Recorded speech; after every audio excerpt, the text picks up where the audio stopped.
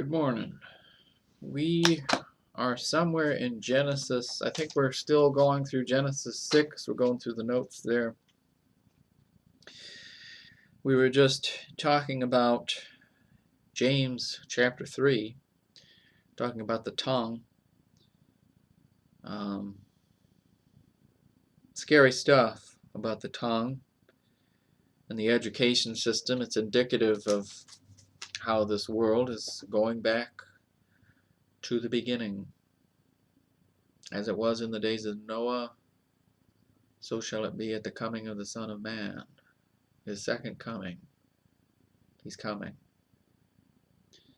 We see that, we as a culture and a nation and a people, we think we're getting better, especially verse 15 of chapter 3 there in James. That last word, devilish. Why we think we're getting better? Because we're just filled with devils. And we're filled with vanity and pompousness and arrogance, thinking that we're getting better. We're only getting worse. And you see that in the quality of people. You see the people that I was joking about here in chapter 6 of Genesis, the people swinging the chains around in the Mad Max, just laughing and screaming and whipping people with the chains, chaining people up, and motorcycle fighting all the time, and chaos. And that's probably what they were doing back then. Same thing happening now. How do you accomplish anything? If everybody's nuts and driving around in circles with their motorcycles, how do you ever accomplish anything positive? You can't. So this world is close. We're close to what he was saying, as it was in the days of Noah. Are we going to build a boat and make our escape again? No, he already promised he wouldn't do that. That's the actual meaning of the rainbow, that he's not going to flood us again. He's going to burn us mostly. About a third of the planet's going to get burned, I think, something like that. That sounds like a nuclear blast, but who knows? Who knows how it's going to play out? But it's not looking good. You see that decline in the quality of what you'd say culture and knowledge. We think in our vanity that we're only getting better. Mankind is only moving up. We're moving up to Star Trek II, The Wrath of Khan. We've already got our starships built. We're going to explore space, colonize that alien planet. It's going to be fabulous. We got so much technology and influence, and we're just so smart. But man, when you live here in the city, in Toledo, Ohio, you see the decline in those materials. In that statue, that's an indicator of the decline of civilization. We're going downward. Mankind is moving back to the iron and clay and dirt and sad. Anyway, we're back here in Genesis as it was in the days of Noah. So we're looking at Noah here in the notes. Last time we were looking at the sons of God. They are created sons according to the New Testament. So the angels, 1/3 of the angels fell. I believe that's talked about either in Psalms or Isaiah. So 1/3 of the angels went with Satan, and they started having sex with the human females on the planet. And they created this group of people, this line of Cain. Bunch of weirdos in Mad Max clothing, running around, driving in circles. And they pretty much ruined everything, made big cities and lots of prostitution and gambling and drugs and everything. And so they had big business, big swinging time there. Probably lots of never mind. Lots of culturally influential things, right? They were probably just bad stuff. You probably know exactly where I'd go with my tongue, but I'm trying not to. But anyway, in order for God to carry out his plan, which was the Lord Jesus Christ, everything points back to the Lord Jesus Christ. In order to get back to him, he had to move from here to get to there. If he's got millions and millions of motorcycle driving in circles, Mad Max people running around, how is his bloodline going to come forth from those psychos? So he has to have kind of a reset because of what the angels were doing. The angels having sex with the women, those were not intended creations. They're breaking the rules, all right? So he had to do this. He had to do this flood. But anyway, he's making a clarification there in that note about actual sons of God versus angels, which are, Chris calls them God's AI. So, or you could call them servants, you know. They do God's bidding, but they're not in the same category as human beings. Human beings actually are made in the image of God, right?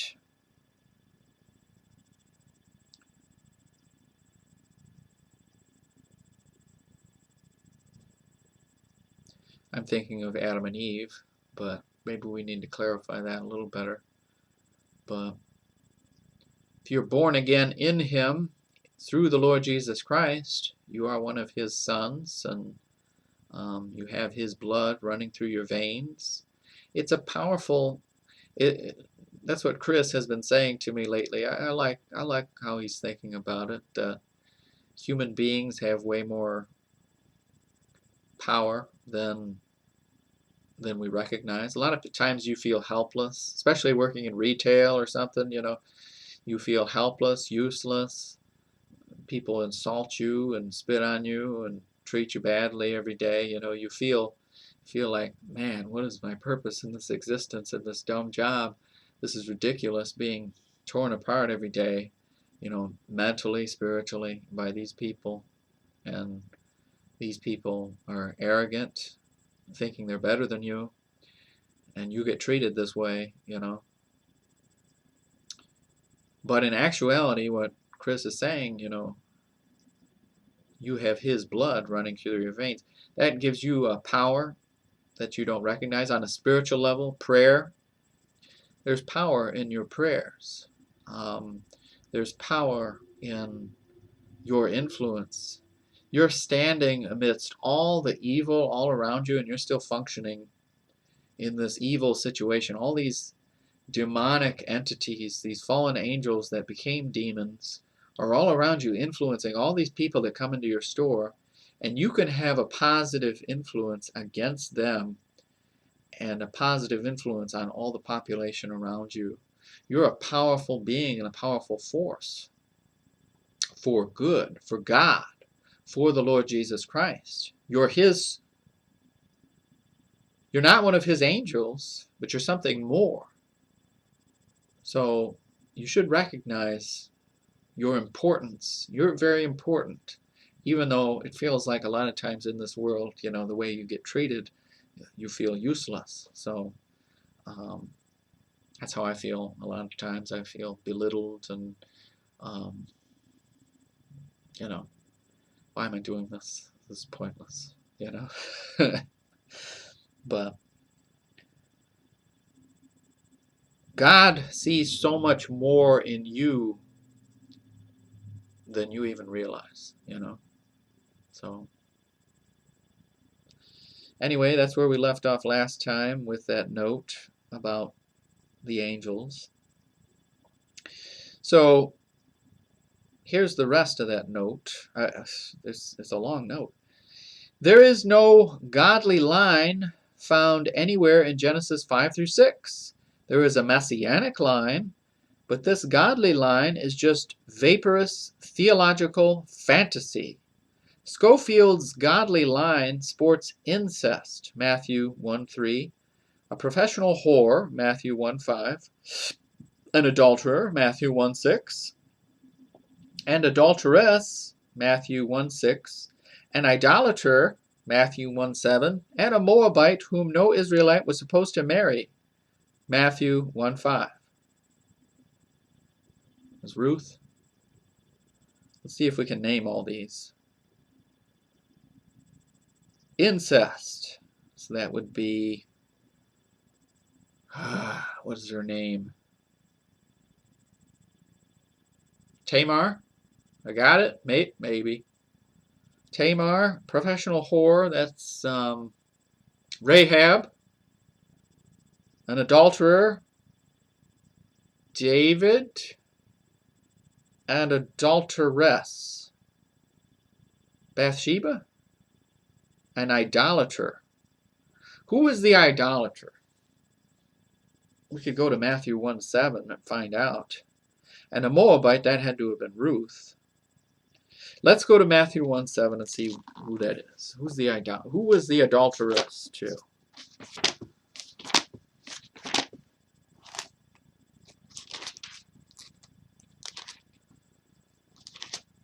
But basically, that's what I was saying earlier with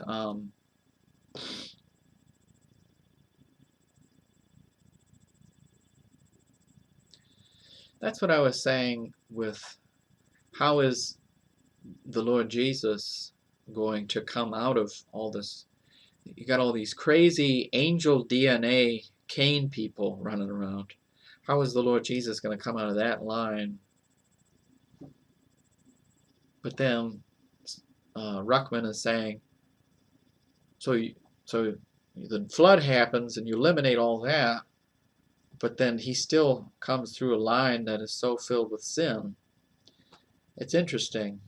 I guess it's saying that God is still willing to go through. I mean, but as far as the DNA, though, is there any angel DNA in there? So maybe there's something to that. I'm just saying, just a thought anyway. But okay. Jesse begat David the king, and David the king begat Solomon of her that had been the wife of Urias.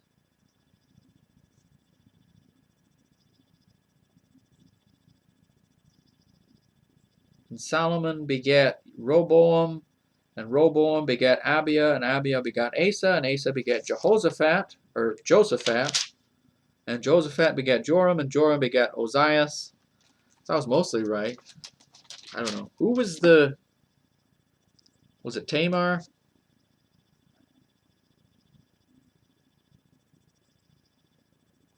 Sports incest, 1:3.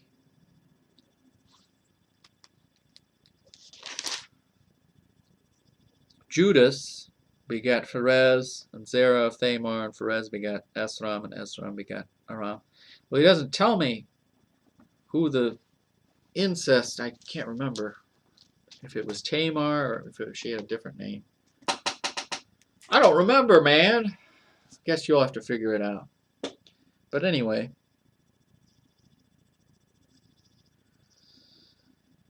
that's the line that the Lord Jesus came from.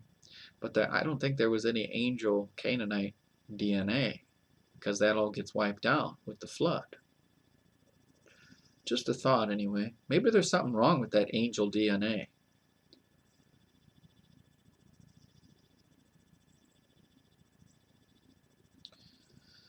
Okay. The Scofield note that told you that marriage is unknown among the angels is a lie. What he did was dissect a verse in the King James Bible to get that interpretation. To do it, he omitted 2 words from Matthew 22:30 and thus deceived you into thinking that the angels in Genesis 6 are the same ones in Matthew 22:30. They are not. The angels in Genesis 6 kept not their first estate. Jude 6. Right. They were not in heaven when they shacked up with the daughters of men. Right. And how, I think it was Ruckman that came up with the idea, but maybe he came up with it from somewhere else. And Gene Kim explains it on his channel, Real Bible Believers. He's really good too. You should go to him. He talks about how did the angels have sex with women, and he says that the women, that's where the vampire mythology comes from, is from the fallen angels. So if they kept not their first estate, maybe they fell. When they fell, did they become human at that point? Or were they something else? They didn't have their ability to go back into heaven, but they had landed on earth then, but how do you get the vampire mythology? They consume the blood out of the jugular of the woman, and when they consume the blood, then they're able to take human form and transmit their seed into, and you see that with the vampire stuff. That's what the vampires do. It's like a sexual thing. They're at the same time they're biting them, they're also, it's disgusting, but that's, I don't know. What do you think? How did they do it? Well, it could be just, you don't have to use that vampire stuff. You can just say they kept not their first estate, so they became human then and shacked up with the ladies, and then you have a bunch of motorcycle driving freaks running around, and you can't have any, it's going to be a nut house, so then we got to have the flood. They were not in heaven when they shacked up with the daughters of men. Okay.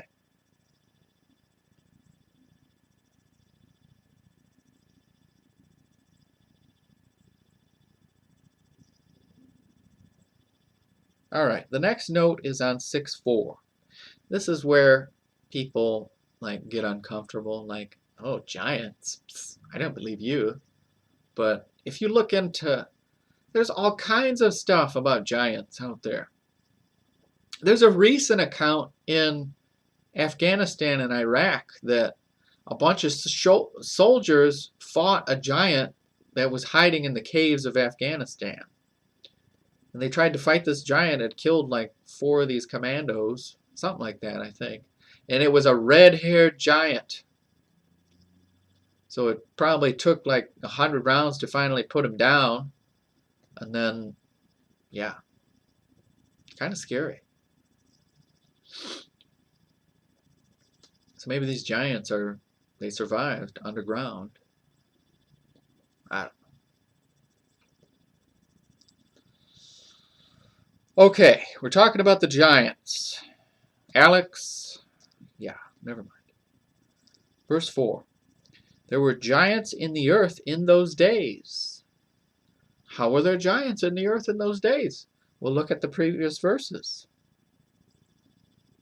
Back in verse 2. That the sons of God saw the daughters of men, that they were fair, and they took them wives of all which they chose. The sons of God, the fallen angels. That's how you produce giants, is by doing that. There must be something wrong with that DNA. And then, did God intend for there to be giants? Did he describe giants in the original creation? Or is this something new on the scene, right? Is this part of the original creation for there to be giants? Did God intend for there to be giants? Or is it the angels doing this, creating these weirdos?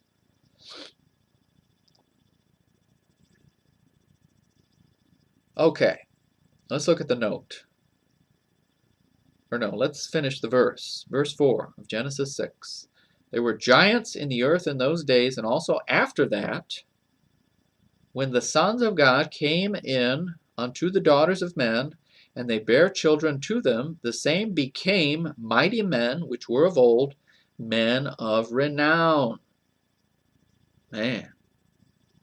All right, let's see the note. The giants are listed in Deuteronomy 2, 10 through 12, 2, 20 through 23. They are given as remnants, and the last one that is mentioned is Goliath in 1 Samuel. This would indicate that some of them survived the flood, or else whatever produced those giants was represented in the ark by either Ham or his wife. For further details, obtain the book by the Bible Baptist bookstore called Black is Beautiful. So what is he saying there? That I think, okay, but I don't know. This is just me thinking. I think that everybody on the boat was okay. I think the bloodlines were secured in those people. But it says that everybody on land died. Now, if you watch like these documentaries by Timothy Alberino and I can't think of his name, Steve Quayle, talking about the giants, he talks about ancient murals that show, I forget what they're called, but basically they're paintings of UFOs. So if they knew the flood was coming and they jumped on a UFO, or maybe they had their own ark, or maybe they had some other way of escaping, what about, but anyway, I think there were some, yeah, like he's saying in the note, there were some that got away.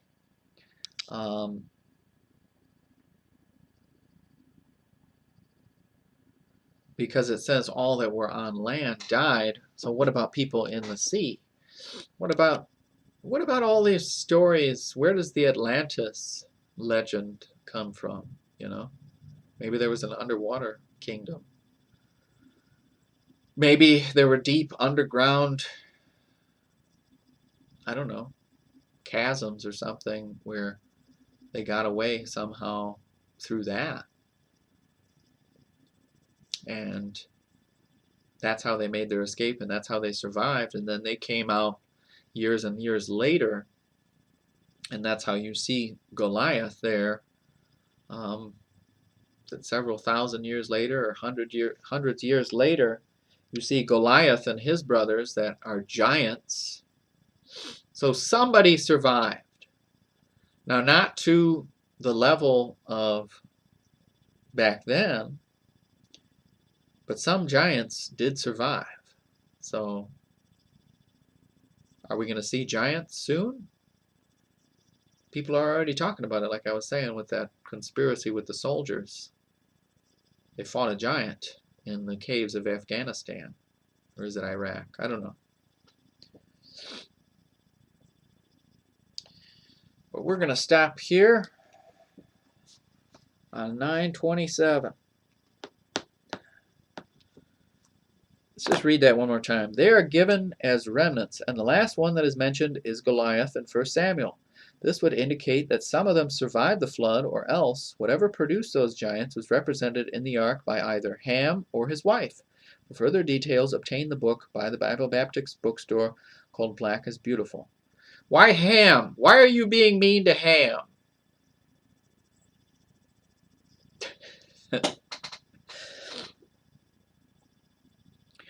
I don't know. That's just what I think. I think they were fine on the ark, but then I think those beings survived in an underwater or underground kingdom of some kind. It's kind of scary, but I think that giant DNA is still around. So I'm going to get going. Thank you for listening. Have a blessed day.